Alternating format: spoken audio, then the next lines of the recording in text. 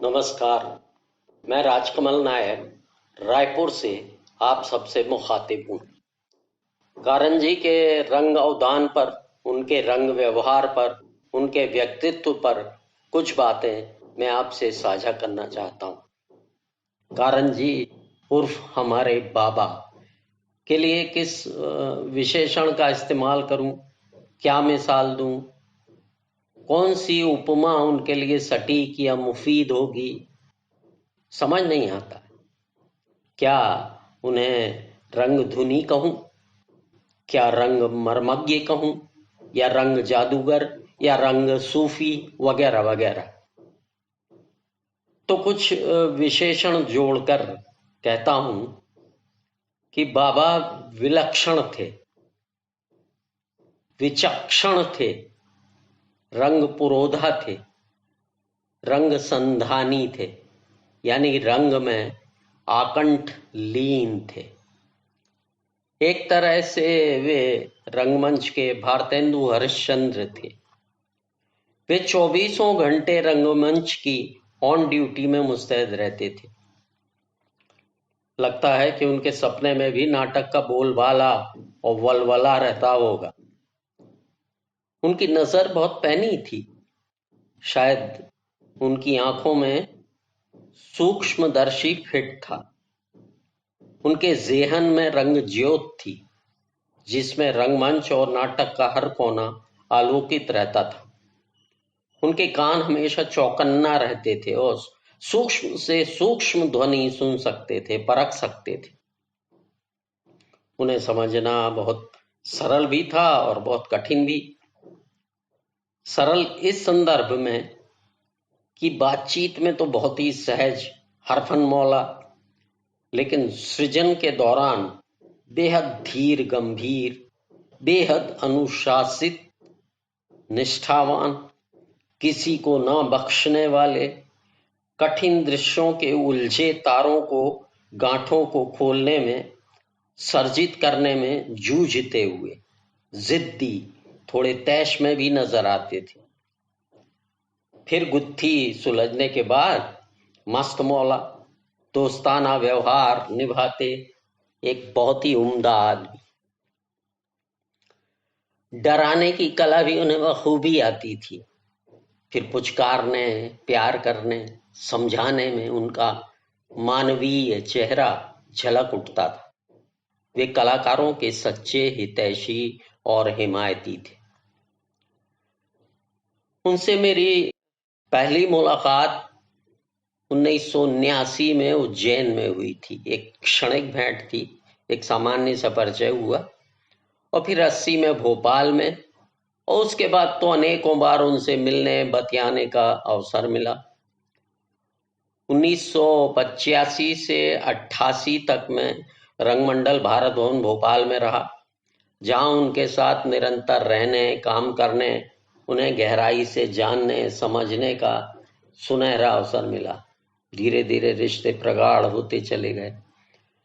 रंगमंडल से वापसी के बाद निरंतर 2001 तक उनसे और निकटता बढ़ी, आत्मीय संबंध बने, पत्र व्यवहार भी हुआ, मुलाकातें भी हुई, विचार विमर्श भी हुआ।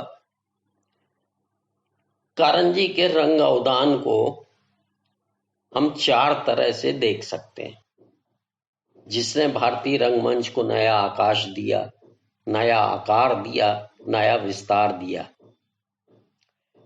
पहला तो है रंग शैली, और दूसरा रंग संगीत, तीसरा रंग संस्कार, और फिर रंग विस्तार या प्रसार। जहां तक शैली की बात है, तो नाट्यशास्त्र में 2 तरह की रंग धर्मिताओं का उल्लेख है। एक है लोकधर्मी और दूसरी नाट्यधर्मी। उनको जानने वाले बहुत कुछ रंग विद्वानों ने कुछ लिखा है, कहा है कि कारंजी की शैली लोकधर्मी थी, तो कुछ अन्य का कथन है कि उनकी शैली नाट्यधर्मी थी।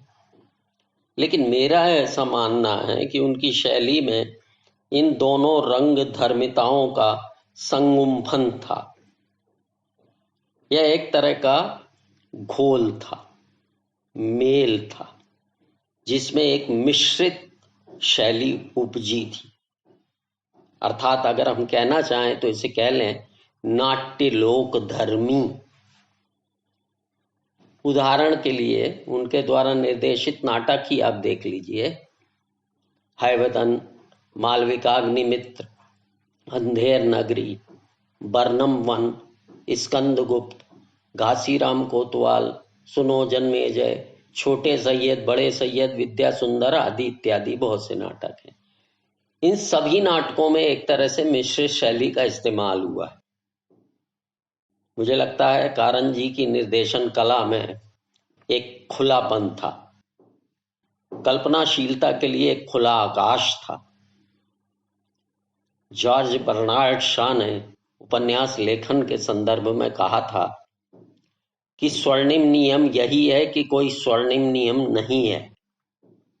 कारंत जी के नाटक हो या नाट्य संगीत, दोनों में वे प्रचलित परिपाटी को तोड़ते नजर आते हैं और अपनी एक नई रंग राह बनाते हैं। और जहां तक रंग विस्तार की बात है तो ऐसी रंग यायावरी ढूंढे नहीं मिलेगी। देश भर की यात्राएं, ड्रामा वर्षा, व्याख्यान, नाटकों में संगीत, अनुवाद, फिल्म, लाइट एंड साउंड जैसे सैकड़ों कार्यों में कारंत जी संलिप्त रहते थे। एनएसडी में रहते हुए रंग विस्तार कार्यक्रम को उन्होंने पुरजोर तरीके से लागू किया था। तो देश भर में उसके तहत अनेक नाट्य निर्देशकों को, नेपथ्य कर्मियों को काम मिला और इस विस्तार कार्यक्रम से रंगमंच को एक नई शक्ति, नई ऊर्जा मिली। सैकड़ों नाट्य प्रदर्शन देश भर में हुए, सैकड़ों रंगकर्मियों को प्रशिक्षण मिला। कारंत जी की यह एक बहुत ही बड़ी रंग देन है। कारंत जी का एक सबसे बड़ा योगदान है रंग संगीत। उनके रंग संगीत में एक जादू अंतर्निहित होता था। स्वरों से खेलना, शब्दों से खेलना, शब्दों का खिलना और नाटक की मांग अनुरूप, दृश्य अनुरूप संगीत का एकाकार होना, एक रस होना उनके रंग संगीत की विशिष्टता थी। उनका कहना था कि थिएटर म्यूजिक को हम गाना समझते हैं, जबकि वह गाने का 10वां हिस्सा ही है। साउंड, वॉइस, नॉइज, साइलेंस, ये बेसिक चीजें हैं। साउंड मूल चीज है। थिएटर में नॉइज ही वॉइस हो सकता है, वॉइस ही नॉइज हो सकता है। व्यवहारिक ध्वनि भाषा की बड़ी समृद्ध है। कोई भी संगीत सोसाइटी का साइकोलॉजिकल रिजल्ट है। उनका यह भी मानना था कि थिएटर में घराना होना बड़ा बुरा होगा, बड़ा अहित होगा। उन्होंने एक बार कहा था कि थिएटर अपने इंस्ट्रूमेंट्स खुद पैदा करेगा। जैसे फोक वालों ने अपने बनाए हैं। जैसे भवाई में भूंगल बजता है जो कहीं नहीं बजता है। वे कहते थे हमें किचन में जाना चाहिए, वहां विभिन्न स्वरों वाली बहुत सारी सामग्री मिलेगी। उनका यह भी कहना था कि थिएटर में आंखें बंद करके नहीं गा सकते, ये क्लासिकल में ही संभव है। दुष्यंत आंख बंद करके गाए तो प्रेम कैसे करेगा? तो क्लासिकल सोलो हो गया, जबकि फोक में अभी भी वह ग्रुप में है। रंगमंडल में रहते हुए मैंने जाना कि सांगीतिक प्रयोग क्या, क्यों, कैसे हो सकते हैं। नाटक बगरो बसंत है में तराना, डुग्गी तरंग की ध्वनियां, हमिंग, अंधा युग में तरह तरह की हमिंग, आलापें, तोड़ तोड़ कर बोले गए से गीत, स्कंदगुप्त में विभिन्न राग रागिनियों पर आधारित शास्त्रीय संगीत का वैविध्य और मार्चिंग सॉन्ग, मालविकाग्नि मित्र में देसी वाद्यों, लोकगीतों, प्रवेश प्रस्थान के लिए देशत वाद्य और ताल का प्रयोग, दो कश्तियों का सवार में कांगो बांगो चांगो सहित कई स्थलों पर संगीत का कॉमिक इस्तेमाल भी, कव्वाली भी,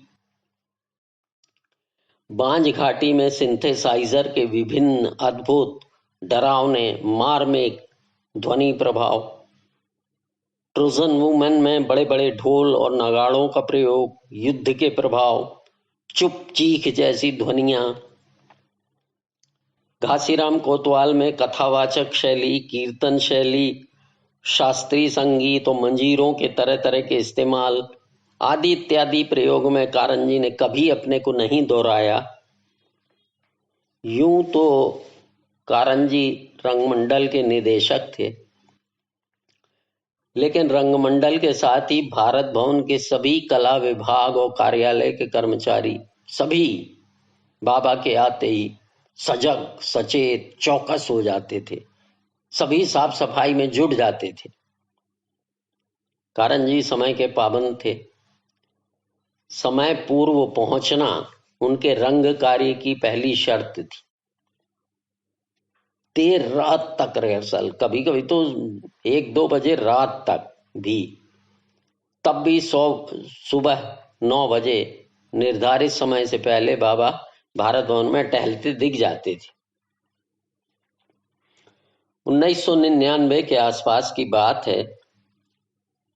वे बेर्टोल्ट ब्रेस्ट के नाटक ए गुड वुमन ऑफ सेक्जुआन पर आधारित टेलीफिल्म औरत भली रामकली बनाने आए थे। उज्जैन में शूटिंग थी।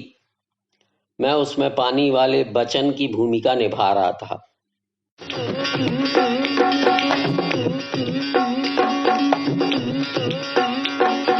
पानी ले लो पानी, पानी ले लो पानी, चीख चीख कर चिल्लाता हूँ मैं बचन पानी बेचकर अपना गुजारा चलाता हूँ। हाँ भैया, अब तो दुनिया का यही हाल हो गया है कि पानी तो पानी, देखना कुछ दिनों में हवा भी बिकने लगेगी। शायद ही इस तरह किसी ने शूटिंग की होगी। सुबह 7:30 बजे से गांव जाते और रात 1-2 बजे तक काम चलता ही रहता था, और अंतिम 2-3 दिन तो रात 3-4 बजे तक शूटिंग हुई थी। कड़ाके की ठंड में खुली जगह शूटिंग। बाबा शाल लपेटे घंटों समझाते रहते, चरित्र की बारीकियों से अवगत कराते, रिहर्सल कराते, जुटे रहते थे। कलाकार तकनीशियन थक जाते, पर बाबा रात्रि के अंतिम प्रहर तक फुल फॉर्म में डटे रहते। इसीलिए एक बार मैंने अपने लेख में लिखा था, यह आदमी है या भूत। एक और महत्वपूर्ण गुण उनमें यह भी था कि स्वालोचना, स्व आकलन का उन्होंने बेहिचक बखान भी किया। शायद ही कला जगत की किसी शख्सियत ने ऐसा किया हो। क्या मैं चूक रहा हूं? क्या कारंत का जादू खत्म हो रहा है, जैसे वाक्य वे ही कह सकते थे। औरत भली रामकली टेलीफिल्म के निर्माण के दौरान मेरे बारंबार कहने को स्वीकारते हुए उन्होंने मुझे एक पेज लिख कर दिया, जिसमें उन्होंने अपने नाटकों के खट्टे मीठे उदाहरण प्रस्तुत किए और अपनी आलोचना भी की। मैं उस समय रंग संवाद पत्रिका का संपादक था भोपाल में। उसमें 1999 में ही मैंने उसे प्रकाशित भी किया। बाद में जयदेव तनेजा की किताब बाबा कारंत में 2001 में उसका पुनः प्रकाशन हुआ। इस किताब की बात करते हुए याद आया, वे इसकी एक प्रति लेकर दिल्ली से भोपाल आए थे। एक स्थानीय होटल में रुके हुए थे। उनका फोन आया कि मैं अनाथ हो गया हूं, तुम जल्दी आ जाओ। मैं भागते हुए पहुंचा। अपने झोले से किताब निकालकर देते हुए उन्होंने कहा, इसे छुपाकर रख लो, सिर्फ तुम्हारे लिए ही लाया हूं, अभी कई लोग मिलने आने वाले हैं।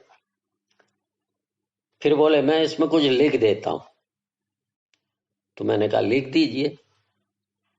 तो उन्होंने प्रथम पृष्ठ पर लिखा, मेरे जीवन और रंगमंच के मूक आलोचक राजकमल नायक को अत्यंत आत्मीयता से। तो मैंने पूछा कि बाबा, आज तक आलोचक तो सुना था, ये मूक आलोचक क्या भला है, ये क्या होता है? तो बाबा बोले, लाओ लाओ लाओ लाओ, मूक को काट देता हूं। तो वे काट ही रहे थे कि मैंने उन्हें रोकते हुए कहा, अरे रहने दीजिए, पर ये तो बता दीजिए कि मैं मूक आलोचक कैसे हूं। तो उन्होंने कहा कि तुम्हारी आंखें सब कह देती हैं। तो ये बाबा की पारखी नजर का कमाल था।